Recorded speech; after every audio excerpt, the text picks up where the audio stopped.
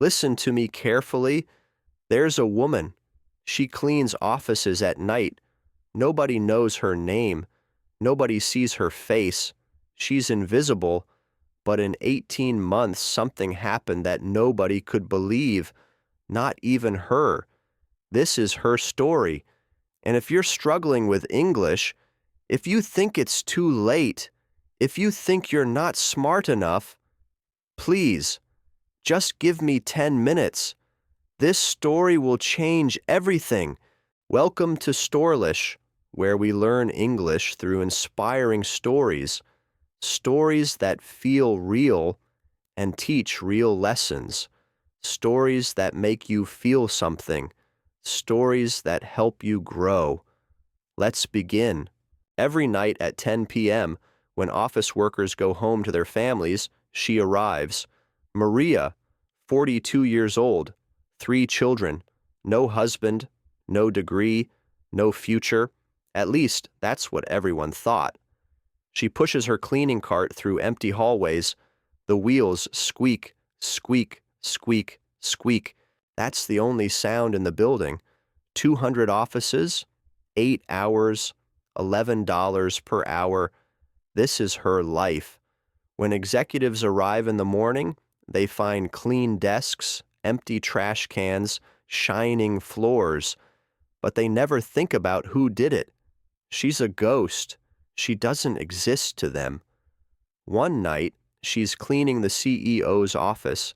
There's a book on his desk, English for Global Business. She opens it. She can't understand a single word, not one. She looks at the CEO's family photo. His kids go to private school. They travel the world. They have everything. She thinks about her kids, sleeping in their tiny apartment, wearing secondhand clothes, eating the same rice and beans every night. She whispers to the empty office, "Why them and not us? What makes them special?" Then she sees something written on the CEO's whiteboard. Knowledge is power. She stares at those 3 words. She doesn't understand them, but she takes a photo with her old phone. The next day, Maria shows the photo to her neighbor.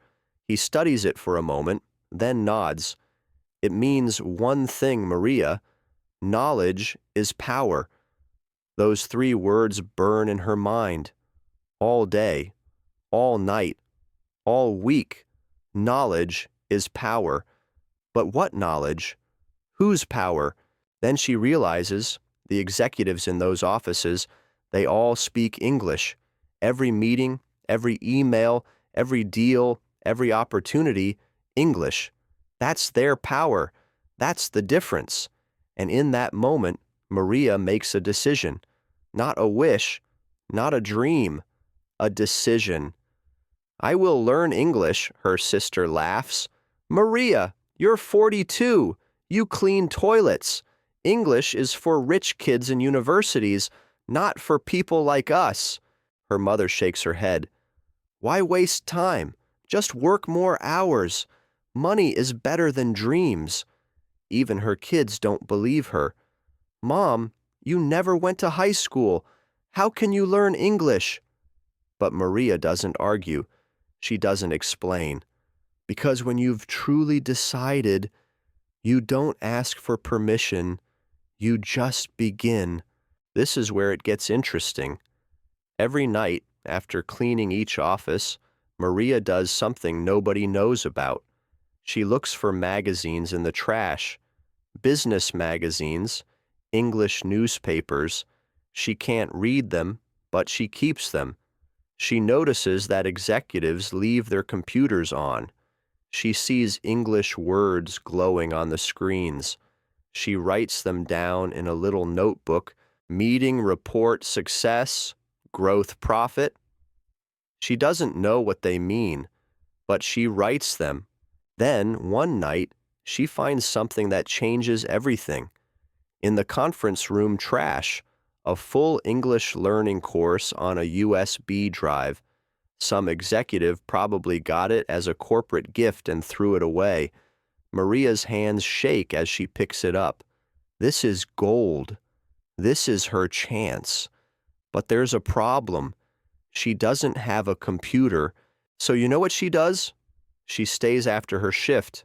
6 a.m. The office is still empty. She finds a computer in a corner cubicle that nobody uses. She plugs in the USB. 30 minutes. That's all she has before the early workers arrive. Every morning, 6 a.m. to 6:30 a.m., her secret classroom. Month 1, she learns the alphabet. A BC, like a child. Month 2, basic words. Hello, goodbye, please, thank you. Month 3, she can read simple sentences. The cat is black. I am Maria. But speaking? Impossible. Her mouth won't make the sounds. Her tongue feels heavy. She practices in the bathroom while cleaning. Over and over, she says the same words. My name is Maria. How are you? But every time her accent is strong. The words feel heavy in her mouth. She hears her own mistakes, and it makes her nervous, even when she's alone. One night, the security guard catches her in the conference room at 6:15 a.m. What are you doing here? Maria freezes. This is it. She'll lose her job. Her kids will starve. But the guard, an old man named William, notices the English book in her hand. He sees the fear in her eyes, but he also sees the determination. You're learning English? Maria nods, terrified. William smiles. Room 304 has better computers, and I don't patrol there until 7 a.m.